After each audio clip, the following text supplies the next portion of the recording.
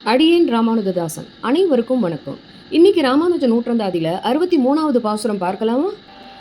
பிடியை தொடரும் களிரன் பிறங்கிய சீர் அடியை தொடரும் படி நல்க வேண்டும். ஆறு சமய செடியை தொடரும் அருள் சிறந்தோர் சிதைந்தோடுவது இப்படியை தொடரும் ராமானுஜ மிக்க பண்டிதனே.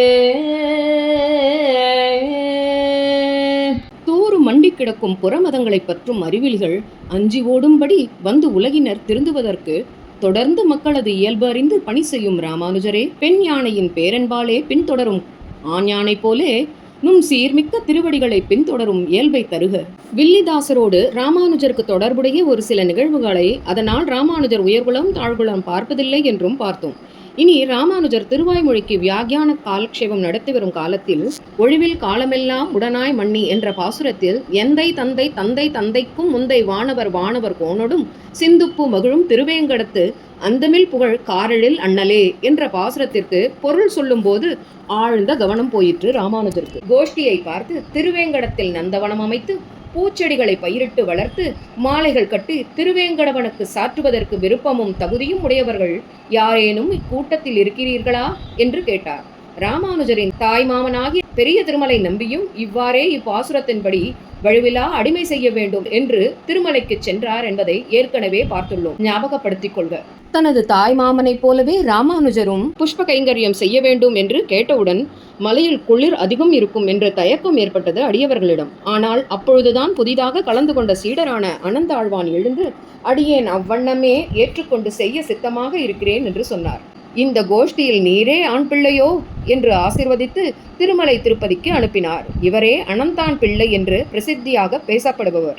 அனந்தாழ்வான் திருமலை வந்து நந்தவனம் உண்டாக்க தகுதியான இடத்தை தேர்ந்தெடுத்து தனது மனைவி பூர்ண கர்ப்பவதியான அவளையும் இதில் ஈடுபடுத்தினார்.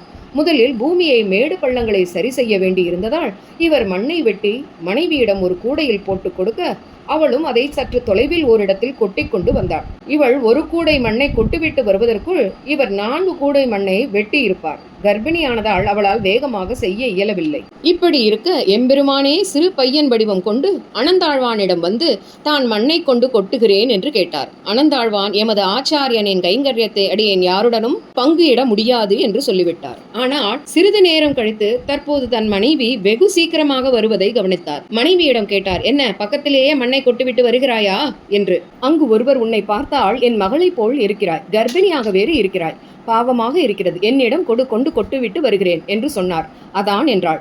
எங்கே காட்டு பார்க்கலாம் என்று அனந்தாழ்வான் கேட்க இருவரும் சற்று மேட்டில் வந்து பார்க்க இவரை பார்த்தவுடன் அவர் ஓட்டம் எடுக்க அவர் பின்னாலேயே இவர் ஓடலானார். ஆனாலும் அவரை பிடிக்க இயலவில்லை. சற்று நிற்கவும் அவர் பின்னால் திரும்பி பார்த்து சிரிக்கவும் இவர் தன் கையில் வைத்திருந்த கடப்பாறையை தூக்கி அவர் மேல் எறிய அவர் மோவாயில் பட்டுவிடுகிறது. அவர் உடனே கோவிலில் சென்று மறைந்து விடுகிறார். பின்னாடியே வந்த அனந்தாழ்வான் அவரை தேட அவரை காணாமல் இருக்க உள்ளே அர்ச்சகர்கள் பெருமானின் மோவாயில் ரத்தம் வடிகின்றது, நிற்கவில்லை என்று சொல்ல அனந்தாழ்வான் வந்தது பெருமானே என்று புரிந்து கொண்டு பச்சை கற்பூரத்தை எடுத்து மோவாயில் வைத்து அழுத்துங்கள் என்று சொன்னார். அர்ச்சகரும் செய்ய இரத்தம் வடிவது நின்றது. இந்நிகழ்வு அனைவரும் அறிந்த ஒரு பிரசித்தியான நிகழ்வு. இப்படி இவர் தோற்றுவித்த நந்தவனம் ராமானுஜ நந்தவனம் ஆளவந்தார் குளம் என்று இன்றும் நாம் காணும்படி திருமலையில் இருக்கிறது. நாம் திருமலைக்கு சென்றால் அதை தரிசித்து வரலாம். மேலும் அடுத்த பகுதியில் பார்ப்போம்.